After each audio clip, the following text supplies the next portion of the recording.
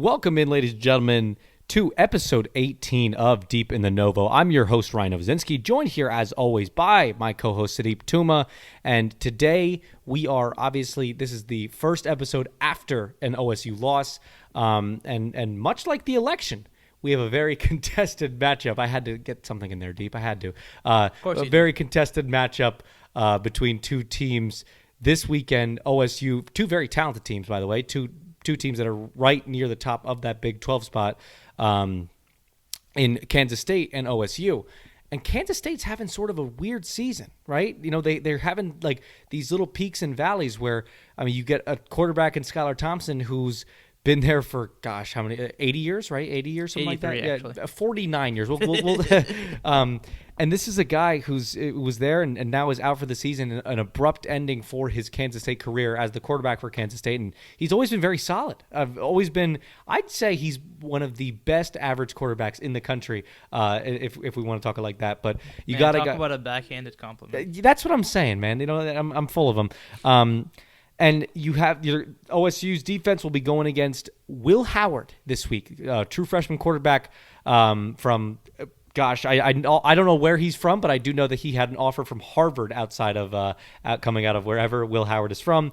So what do you see from Will Howard? I mean, what I see from him personally is I see a good arm. I see, a little bit of inexperience here and there, but I mean, you're going to get that from a freshman. But I mean, the way he's able to perform against West Virginia, at least, I think it was a little bit skewed. West Virginia stacked the box the entire game and was forcing him a lot of times into weird situations. And his wide receivers, I don't think are that great.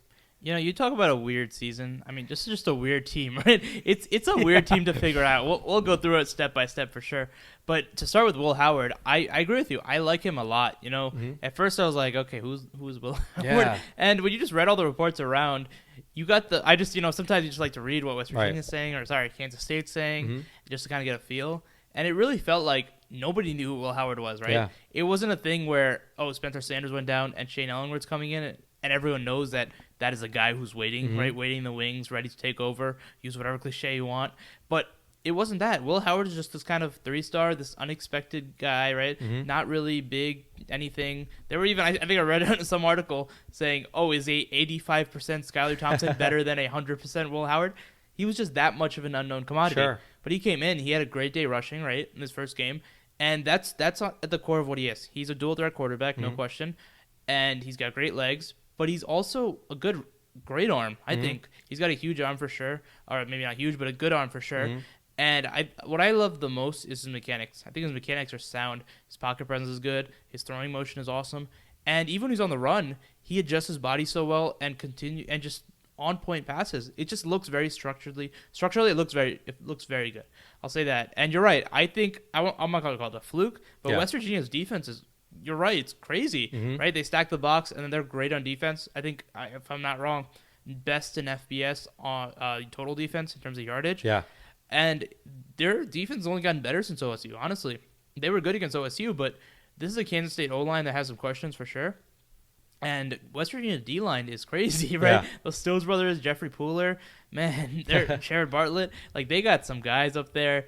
And take me back. Yeah, right? I mean, I love that defense we were going in. I mean, they're awesome. And, yeah, I mean, Will Howard had to go against that. And we talk about stacking the box.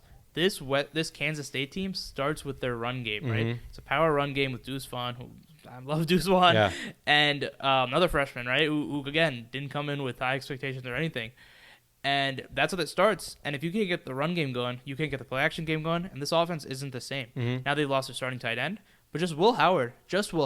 I like him a lot as a dual threat guy, but a guy who, when you say dual threat, there's kind of a connotation of, he's a better runner. You can chunk off some of the passing ability, but he's a very good passer. I think so too, and I think he's got a good guy developing him in Chris Kleinman. I know we talked about this a little bit a couple weeks back on Levi Pecketpaw's Triple Play Sports Radio Network show, the Okali Takeover, the student section, whatever. Regardless of that, I think you got a good guy developing him. Chris Kleinman's one of the best young coaches in the league, a guy who came out of North Dakota State, developed Carson Wentz. The storylines go on and on, and he's got a good young talent in Will Howard, a guy who I think, like you said, with this dual threat ability, is able to almost improvise and stuff like that, and make some of these good decisions. I just think he needs better weapons out there. I agree. His best receiver, and this is no discredit to Deuce Vaughn. This is statistically speaking. And, I mean, just eye test-wise, too. His best receiver is Deuce Vaughn, their running back. Exactly. Mm-hmm. I mean, the receivers are really questionable. Their best weapon was a tight end, and that's no knock on Briley Moore. Sure. I believe that's his name. Mm-hmm. Briley Moore. He was their best receiving weapon and potentially the best tight end in the Big 12 because he's also a grazing run blocker. I believe he's out for the season now, which hurts Kansas State even more. You're right. I mean, Malik Knowles, this receiving core, it's nothing too crazy, right? It's nothing too great. A lot of it is curls and short passes. You're right. Will Howard's kind of struggling out there to kind of find guys because he has to do a lot of it. You're right. Deuce Vaughn, they use him in creative ways. Power run game, but also they motion him out. They run him on jet sweeps, right? They get the ball to him. And I think that's one of the biggest problems with this Kansas State team. And I mean, let's talk about Deuce Vaughn. This guy is superb. He is so awesome. Talented. You think 5'5", 160 pounds? I mean, I'm bigger than that. Like this guy is, but he is. I mean, you think anytime you think, okay, that guy's that small, he has to be explosive. Yes, he is explosive, no doubt. He's got great acceleration, burst, speed in the open field. He's very elusive. He breaks a lot of tackles. Reminds me of Devontae Freeman in that sense. But the real comparison for me is another Wildcat. Darren Sproles. Exactly what I was thinking. When I watch him, you think the same exact thing because not only is he a shorter guy who's great in the pass game, great in the run game, makes plays, but also he's stronger than his height would insist, right? You see Deuce Vaughn out there. He's got such a low center of gravity that he breaks tackles like he's a big, I'm not going to say he's like breaking tackles like Derrick Henry or something, but he does break tackles, which is crazy, right? You think of that small of a guy, you think, okay, he's winning with his athleticism. He's doing that, and he's also winning with his strength, which is just a crazy sight. I am so glad you brought up Darren Sproles because that's exactly what I was going to say too. First thought. This is a guy who it's a perfect comparison, school-wise and play-style-wise. I mean, this is just an awesome running back. I mean, he's a scat back. He's super short, got a low center of gravity, like you said, is elusive, but also is fantastic in the pass game too. Yep. Like this guy can do it all. I think he's going to end up being one of these top running backs in the Big 12 in the next couple of years. And not even just running backs, top weapons in the Big 12. I think definitely. You're going to have an interesting backfield dynamic there at Kansas State. No doubt. And I think it's one of those things where you just have such explosive playmakers. Get them the ball in space and see what they can do because they are usually dangerous right there. And I'll be honest with you, between me and you and everyone else who's listening, I didn't even know Darren Sproles went to Kansas State. There you go. But this guy is just killing it. And to go back to Chris Kleinman, which you talked about before, you're right. He developed Carson Wentz. You already saw it with Skylar Thompson this year. I mean, Skylar Thompson wasn't supposed to be as good as he was to begin 2020. Right. That's obviously Chris Kleinman and this coaching staff developing him. And that's only to see what they can do with Will Howard, right? Obviously, they've been developing him, right? He's been in that program for now months. But now it's just going to get better and better for them, and that's going to be an interesting thing because, he struggled against West Virginia, and OSU's only better on defense, right? It's one of those things to see how OSU can react, right? Especially after not being dominated by Texas' O-line, but OSU was they weren't able to get the same penetration they normally do, right? And that was just a testament to that Texas O-line, how well they played, right? Because I was telling you, I'm like sitting there watching the entire game, and you're thinking, man, these two defenses feel flipped, right? Game after game to begin the first 4 games, you saw OSU constantly get penetration, constantly get in the backfield, right? It's like I said before, Breece Hall had a huge game, but it really came down to 2 big plays. Besides that, OSU did a pretty good job containing this guy, right? And Texas, they just weren't able to get the same penetration. Keontae Ingram, Bijan Robinson, they didn't have huge games, the running backs for Texas. Yeah. But Texas really found something up the middle. They did, which is odd, right? If there's one thing you can do to OSU, I mean, running up the middle is not always a thing. It's just tough to get anywhere because OSU's got great sideline-to-sideline speed. So you try to run east-west or you try to pass it east-west, and they're going to tackle you. Up the middle, they have such big guys who are great block shedders, great gap control. And linebackers, 2 outstanding linebackers, outstanding tacklers. And even with that, they weren't able to get the same penetration. I mean, again, testament to how good Texas was. But this run game, that's where it starts. You start in the trenches with this one. You always do, right? That's the motto in football. But with this team, especially in Kansas State. Let me ask you this, okay? Because I saw this comment from here's another segment I might put in the show, okay? I saw a comment online where it said OSU should sell out and stop the run. Do you think that maybe should be, a point of attack that they should do? Like just because of these receiver weapons and how, I guess, not strong they are and how not prolific they are, and sort of you take away the tight end, you have a true freshman quarterback in there. Do you think OSU should maybe do that? Maybe Jim Knowles will scheme something up like that? Yeah, I could certainly see that. And I honestly, now you bring it up, that makes complete logical sense to me, because you saw that happen against West Virginia, right? Obviously, Jared Daigie's not the same down the field passer, but I'll say this: Will Howard has a better arm, right? He can throw it on the field. So even with mediocre weapons, right? Even with average weapons, whatever you want to call it, you still have a quarterback who can get out, make plays, right? So if he starts scrambling out and he can throw on the run, which he can, then he might make some plays here and there. So I think you got a little test. You might pick your spots here and there, but I think it's definitely something to watch, because when you have the cornerbacks that OSU has with Jarek Bernard-Converse and Rodarius Williams, who are both outstanding, Tanner McAllister in the slot, it is very difficult. So if you launch 6, 7, 8 guys in the box and just play one-on-one coverage, that's going to be interesting. Sure. But even if you don't, I think you're just fine because of how good this front is, how good those linebackers are, and bring a safety in, right? At certain plays, you have 6, 7 guys in the box, and you're just stopping them, right? You're stacking it. You don't even have to stack the box. I mean, when I say box, I mean you have 6, 7 guys 10 yards away, right? An altered box, but you don't even need to do that, because it's such a unique situation you have with OSU, where you can kind of adjust yourself, right? Where you can stop them with just your front, just your defensive lineman. I agree. and then you have the linebackers there as well, who are so versatile. You can bring them in coverage, you can disguise them, you can do whatever you want, and you have so many choices where it's not. And here's the thing: it's not like years past where you're just simply game planning, but you don't have the talent. Where you're saying, okay, let's stop the run. Maybe they'll beat us, but that's our best chance. Right. It's a thing of, if you're OSU, you can stop the run while still playing 8 in coverage, right? Still playing 7 in coverage. It's such a unique situation. So you don't need to, but I think the game plan will be altered that way. I think so too, and sort of like I said before, that's almost what West Virginia did. West Virginia had a lot more traditional stack in the box, but OSU has a lot of options there. Jim Knowles has a lot of options there with how he'll do, and this comes a week after a loss, right? So that's obviously a factor.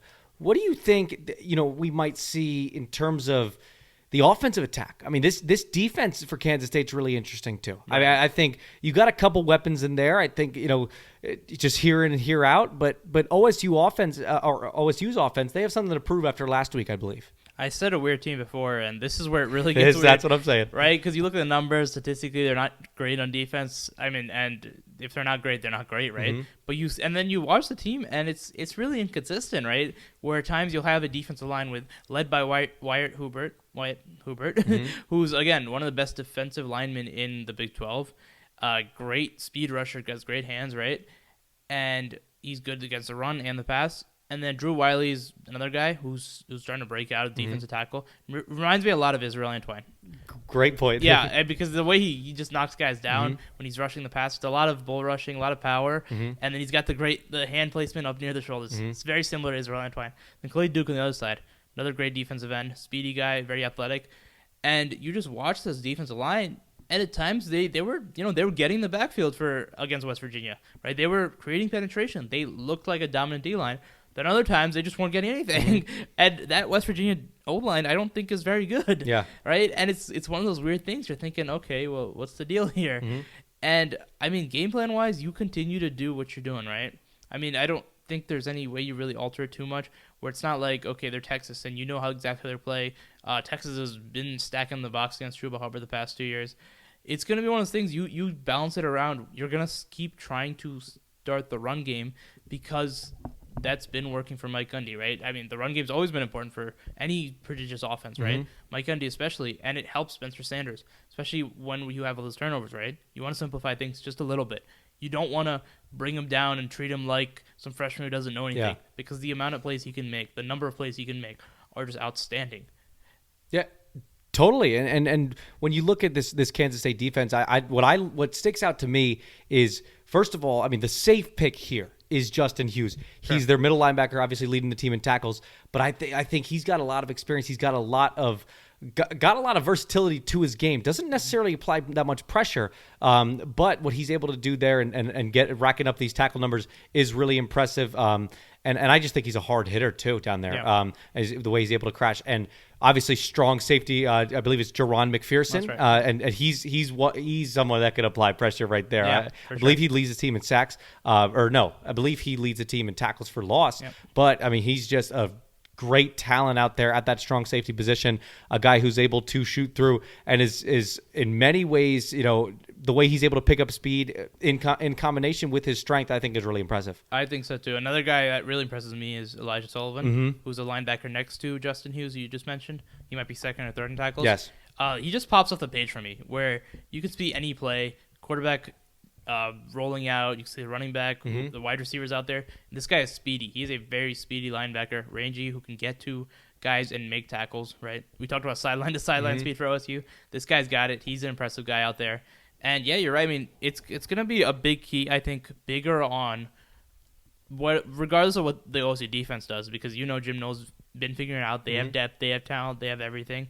But regardless of whether Colby Hartfield is back or not, right? There, Trey Sterling's back or not. There's so much depth where the drop off isn't going to be as big as it should be, assuming those two guys are out.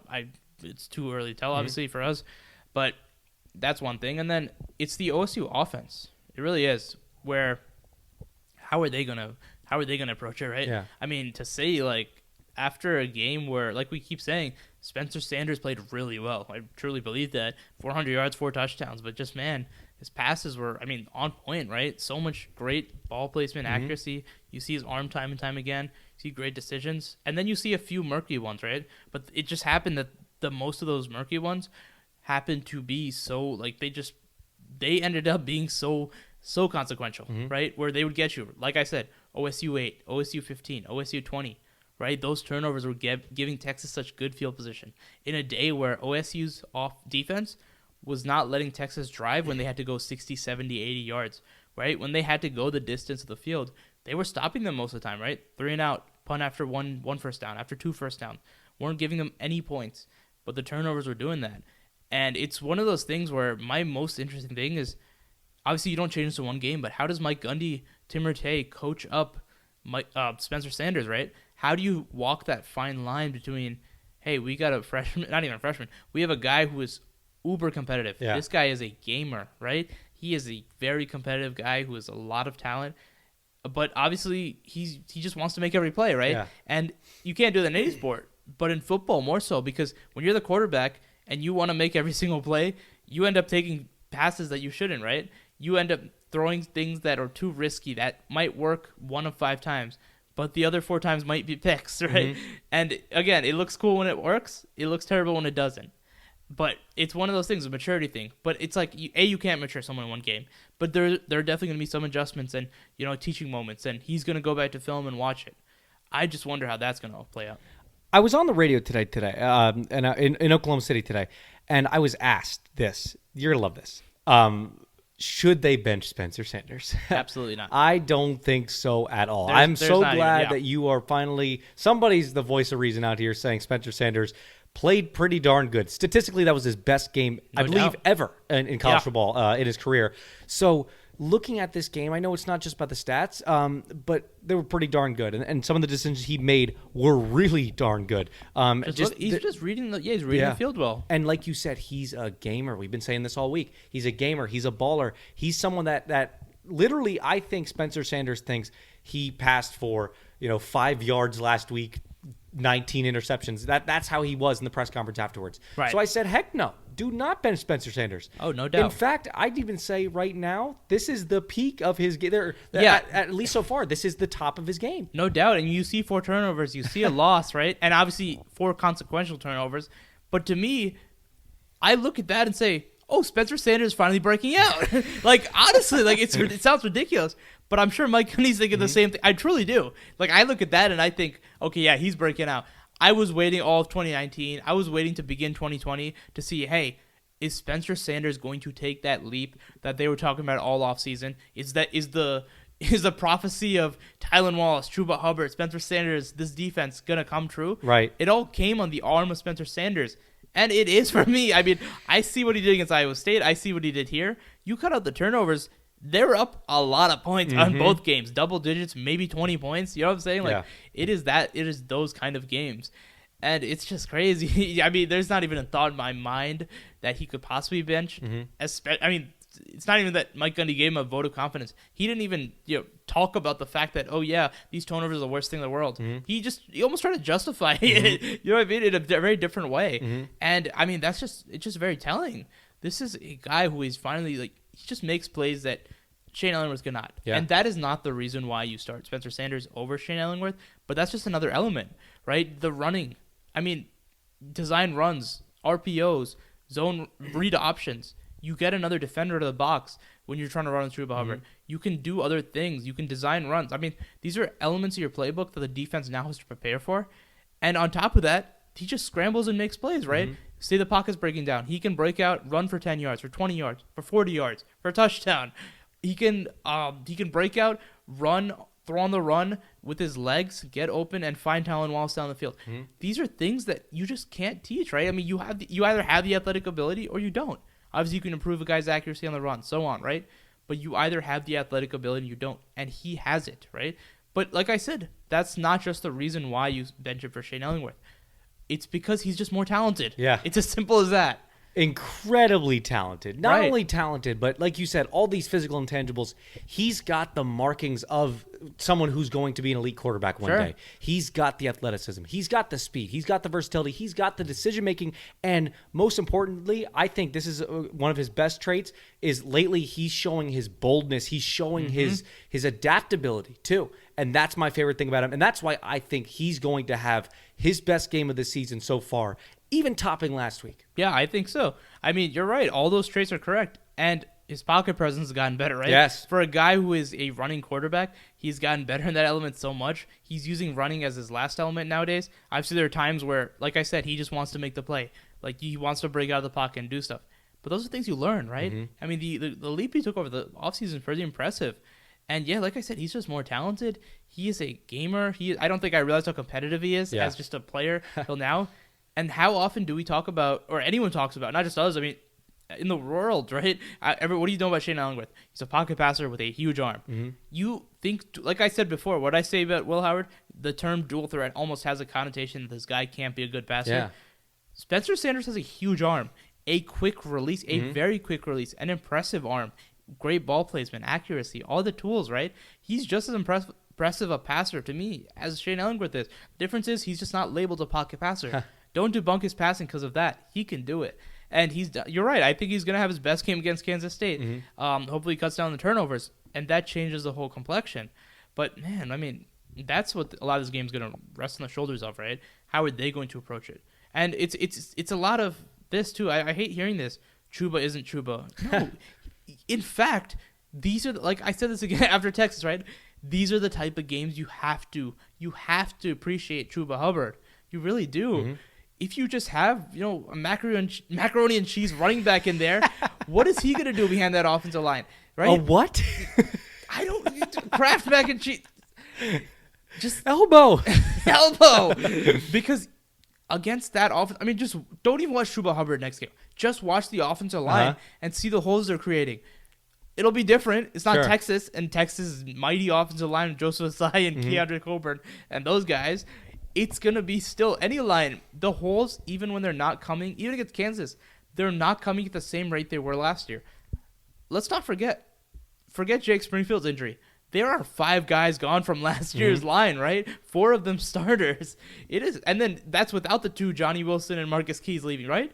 There are a lot of guys gone from this line. Still, Charlie Dickey has done an excellent job, right? An excellent job. But still, they're just not the same holes. There are enough of holes, cutback lanes in the hole for Chuba Hubbard and LD Brown to run through, but they are grinding at times where they should be -2, -3, -4, but there's like seven stringing like 7 moves together, gets 1, 2, 3, 4 yards, and that just keeps you on schedule. It keeps the offense going just a little bit of run game, if nothing else, to keep the offense from going one-dimensional, which helps on the macro scale. So to say Chuba isn't being Chuba is absolutely ridiculous.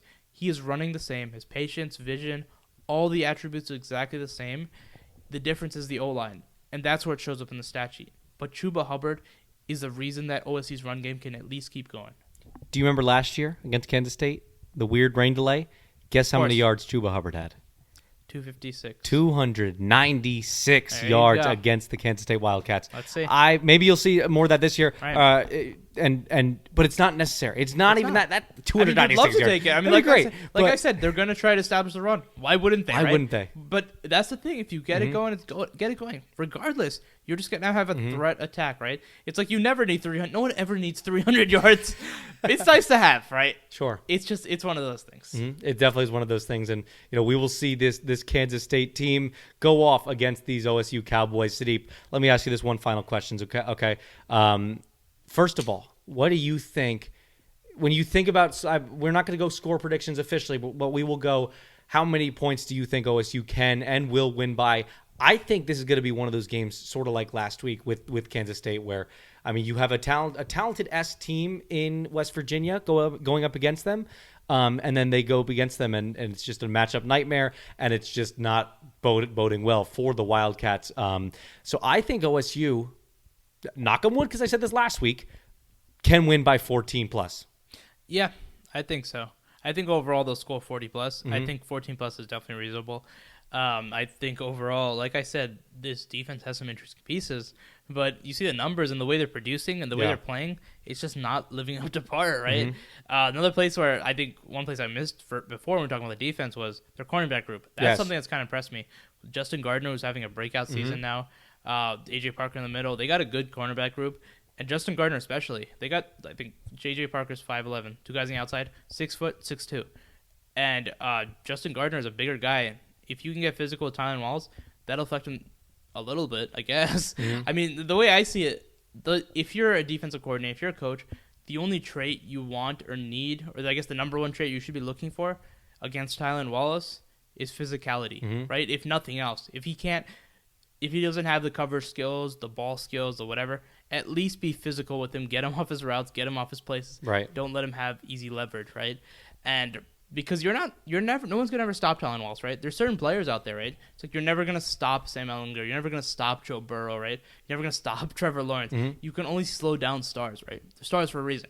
But that's one of those things. But I mean, the cornerback group's impressive, but Tylan Wallace is more impressive, right? These weapons out there, weapons all over. Weapons on defense everywhere. I think this is the sort of bounce back game, and not just because of a narrative, but because I truly believe that this team has been playing better than the past two games, even with Spencer Sanders and this offense looking good. I think they are much better than that. I think a few drives. I mean, it's really, this is football, right? Game of inches, right?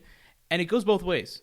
And I'll say this first: has he not thrown the interception at 3rd and 11, 3rd and 16? They don't get that. They don't get that, right? They don't get the fumble run back, right? You don't throw a pick, maybe you drive down. You don't get fumble with LD Brown. They at least score a field goal, right? These little things, they match up. And like I said, it goes both ways.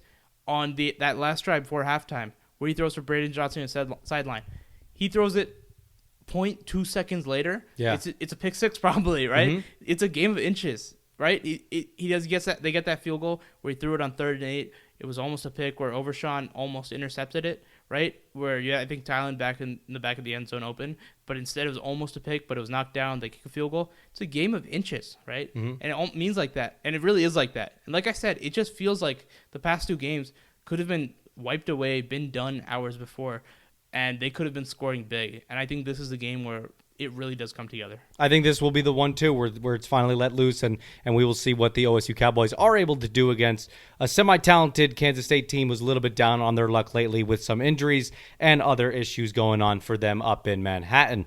Thank you all for tuning in to this episode of Deep in the Novo. We will talk to you next week.